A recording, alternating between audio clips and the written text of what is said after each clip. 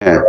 ये करप्शन की भेंट चढ़ गया। अंसल भी नहीं दे सकता, सिर्फ अमित वर्मा जी दे सकते हैं। और परवीन महीने के अंदर अंदर जो मैंने टाइमलाइन दिया, अगर कोई भी काम नहीं होगा तो 1 सेकंड के अंदर जैन मीडिया को बुला के दे दिया जाएगा। उनके रिस्पेक्टेड जितने भी हमारे डेलीगेट्स हैं उनको ये कहना चाहूंगा कि प्लीज आप अपनी अंतरात्मा से वोट डालें, किसी के प्रेशर में वोट मत डालें, क्योंकि आपका एक वोट अगर गलत जगह पे चला गया और आपको ये सारी जिंदगी बाद में पछताना पड़ेगा। क्योंकि दरअसल 2006 के आसपास यहाँ स्टार्ट हुआ था, लोगों का आना जाना स्टार्ट हुआ। उससे पहले इन्होंने जमीन ले ली थी, तो अभी समझिए कि 19 साल हो गए। 19 साल से 14 साल आज तक भी ठीक नहीं हो पाई। ऐसा कौन सी भ्रष्टाचारी की भेंट चढ़ गया? ये ऐसा था कि स्टार्टिंग में अंचल के अंदर सारे काम ठीक थे। आज से 10 साल पहले सारे काम ठीक थे, लोगों अपने टाइम पे मेंटेनेंस देते थे। अंचल के गार्ड होते 40-40 गार्ड होते थे यहाँ, जो आज की डेट में 20 भी नहीं है।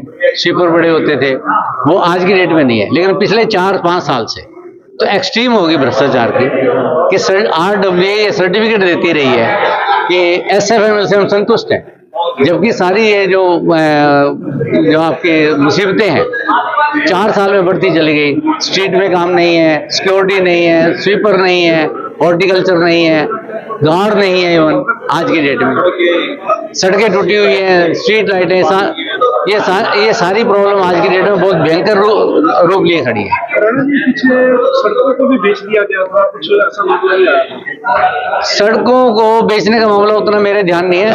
टैक्सी स्टैंड बड़े बेचे गए, और जो आपकी अनयूटिलाइज्ड लैंड, यूडी लैंड बोलते हैं, वो लोगों को बड़ी बिकी है। तो मेरे को लोग कहते थे, जब मैं विरोध करता था, कहते राणा जी यूडी लैंड तो बिकती है, तो उसका मैंने कहा भी उसका एक प्रोसीजर होता है। अगर यूडी लैंड बेचनी है तो आपको पब्लिक नोटिस निकालना पड़ेगा। वो मैं भी ले सकता हूँ, कोई और भी ले सकता है।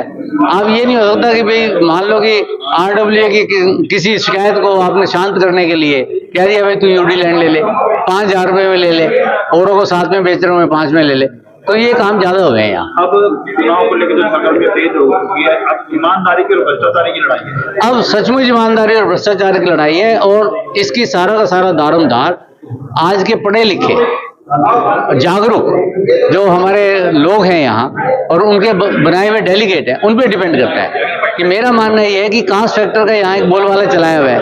कास्ट फैक्टर से नहीं, हम पढ़े लिखे लोग हैं, सभ्य समाज से हैं।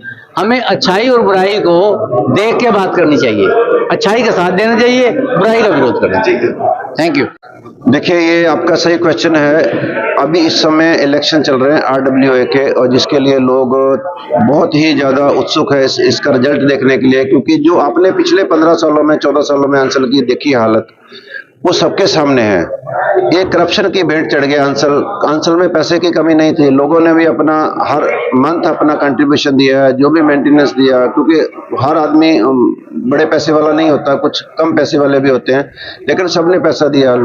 बहुत अंचल को कलेक्शन हुई थी, लेकिन वो सब करप्शन की भेंट चढ़ गया, और वो सारी जनता जानती है इस बात के लिए। उसमें किसी को कोई दो राय नहीं है कि करप्शन की भेंट नहीं चढ़ा। लेकिन अब हमारा मकसद ये है कि अंचल साफ सुथरा विदाउट करप्शन ये चलना चाहिए, और हम चाहते हैं कि जिस तरह हमने सी ब्लॉक का डेवलपमेंट किया है, उसी तरीके से हम सारे अंचल को एकदम चमकाना चाहते हैं, जिसके लिए हमने अपनी टाइमलाइन में बार बार आपको बताई है कि पानी का 1 मंथ का टाइमलाइन होगा, और बाकी हर एक चीज की टाइमलाइन सिर्फ 2 मंथ की होगी, जो कि समय बहुत ज्यादा नहीं है।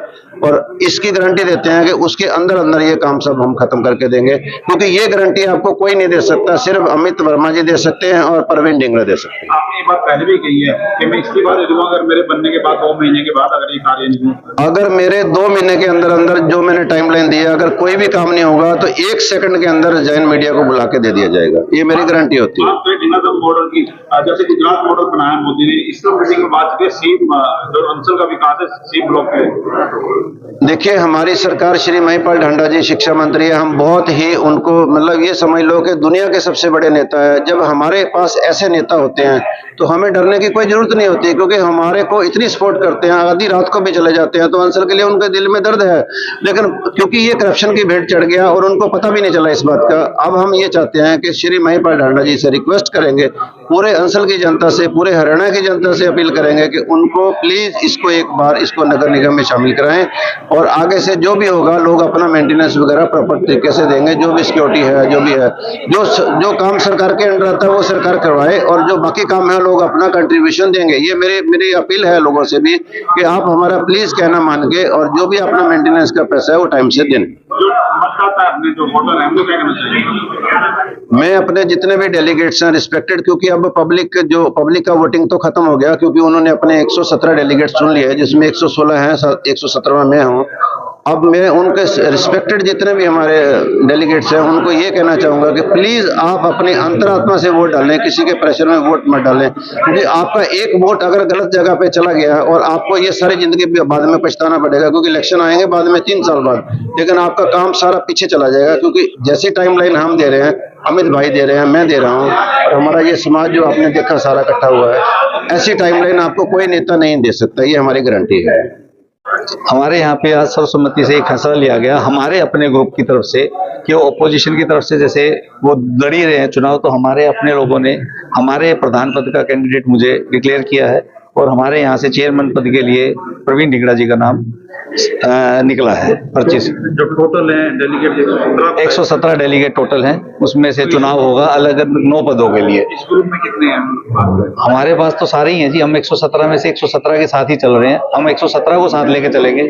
मैं ये नहीं कह सकता कि हाँ भी हमारे साथ एक भी नहीं है। बात है लड़ाई की भ्रष्टाचारी के रिमांड जी बिल्कुल, हम सारा अंसर इस बात का गवाह है कि अमित वर्मा और प्रवीण ढिगड़ा जी के ऊपर कभी कोई आरोप लगा ही नहीं, और उधर वाली अगर मैं किसी की भी बात नहीं करना चाहूंगा कि हाँ भी किसके ऊपर क्या आरोप है, सबको सब कुछ ही पता है। अंचल के अंदर कोई पुराने या नए लोग नहीं, पुराने ही लोग हैं सारे, सबको सब कुछ पता है कि किसके ऊपर किस चीज के आरोप है, और अंचल की ये दुर्दशा के हालात आज किस वजह से हैं जी। और आगे वाला भी कोई, अगर मैं ये कहना चाहूंगा, एक ये भी बात मैं कहना चाहूंगा कि अंचल एक सोसाइटी है, यहाँ पे सोसाइटी में जब चुनाव हो तो वो जात पात के नाम पे ना हो, या वो बिरादरी के नाम पे या समाज के नाम पे ना हो। अंचल में जो चुनाव होना है वो आपने एक सोसाइटी के लिए करना है, कोई आपने किसी सभा का प्रधान नहीं चुनना या किसी पर्टिकुलर जाति पाति का प्रधान नहीं चुनना, आपने अंचल सोसाइटी के लिए प्रधान चुनना है। तो उसका मतदान का उपयोग उसी हिसाब से करें कि वो काम करने वाला हो, ईमानदार हो और निष्ठावान हो। भ्रष्टाचार और ईमानदारी के बीच लड़ाई। हाँ, हम भ्रष्टाचार और ईमानदारी के साथ ही लड़ेंगे, और ये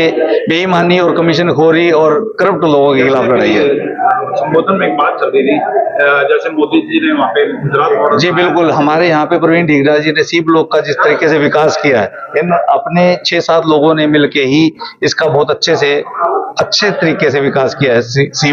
वही सेम मॉडल हम पूरे अंचल में बनाना चाहेंगे जी।